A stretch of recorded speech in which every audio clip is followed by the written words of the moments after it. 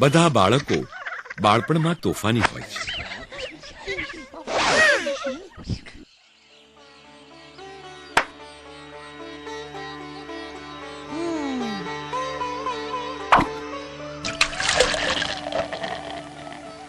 ઘનશ્યામ પણ તેમાંના જ એક હતા.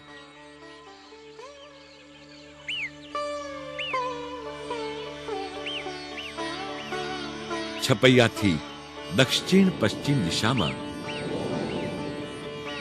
એક નાનું ગામ છે. તેનું નામ છે પિરોજપુર. તે જ ગામમાં આનંદ તરવાડી નામના એક ખેડૂતનો બાગ હતો. બાગની વચ્ચે બહુ મોટું જાંબુનું વૃક્ષ હતું. જેઠ માસનો સમય હતો. જાંબુનું વૃક્ષ ઘેરા જાંબલી રંગના પાકી ગયેલા ફળોથી લચી ગયું હતું.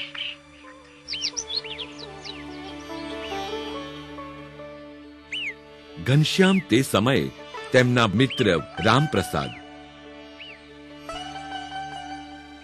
વનીરામ, માધવ અને પરાગની સાથે તે ખેતરમાં રમી રહ્યા હતા.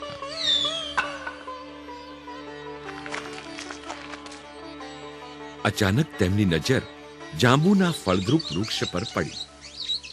રસીલા ફળોને જોઈ તેમને ભૂખ લાગી ગઈ. ચાલો જાંબુ ખાઈએ.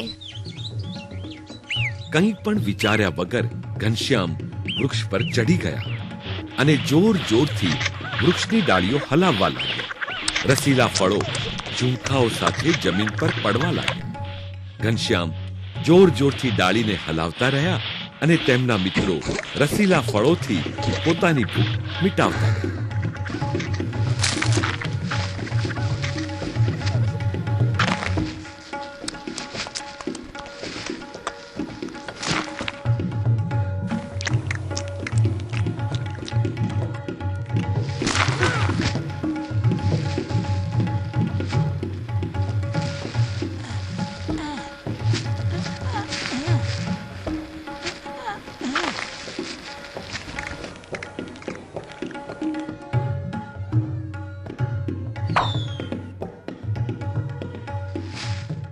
ત્યારે અચાનક બાગના રખેવાળે તેમને દેખી લીધા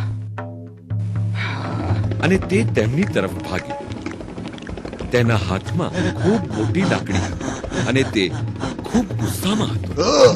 તેને આવતો જોઈ બધા છોકરા જલ્દીથી ભાગી ગયા, પરંતુ બિચારો ઘનશ્યામ વૃક્ષ પર જ હતો.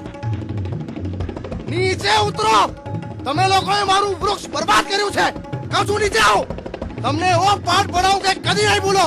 ઘનશ્યામ પસ્તાવા ભર્યા ચહેરા સાથે વૃક્ષ પરથી ઉતર્યો. તેમને ખબર હતી કે તેમનાથી ભૂલ થઈ હતી. રખેવાળે તેને પકડીને પોતાનો હાથ ઘનશ્યામને મારવા ઉગામ્યો. હજી તો તે બાળક હતો, પરંતુ તેનામાં એટલી તાકાત હતી કે તેણે રખેવાળનો હાથ મચડી કાઢ્યો અને દૂર ધકેલી દીધો. રખેવાળ ધડામથી જમીન પર પડ્યો. તેના હાથનું હાડકું તૂટી ગયું અને બેભાન થઈ ગયો. થોડા સમય પછી રખેવાળ ભાનમાં આવ્યો અને તેણે પોતાનો હાથ બાંધી દીધો. પછીથી તે ઘનશ્યામના પિતાને ફરિયાદ કરવા તેમના ઘરની તરફ જવા લાગ્યો. ત્યાં પહોંચતાની સાથે તે ગુસ્સામાં આવી બૂમો પાડવા લાગ્યો. ધર્મદેવ, તમારે તમારા પુત્રને સંભાળવો જોઈએ. એને મારું જાંબુનું વૃક્ષ નષ્ટ કરી નાખ્યું. તે અને તેના મિત્રો બધા જાંબુ ખાઈ ગયા. મેં તેમને મારી નજરે જોયા છે.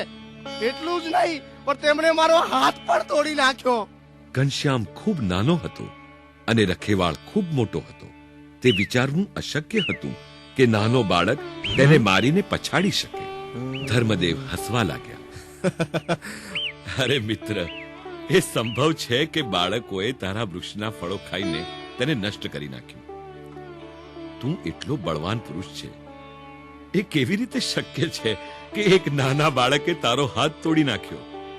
આ બધું ભૂલી જા અને આ વાત તું કોઈ બીજાને ના કહે તો સારું, નહીં તો બધા લોકો તારા પર હસશે.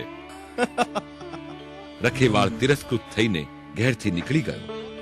તે ખૂબ દુઃખી હતો કે તે નાના બાળકથી માર ખાઈ બેઠો.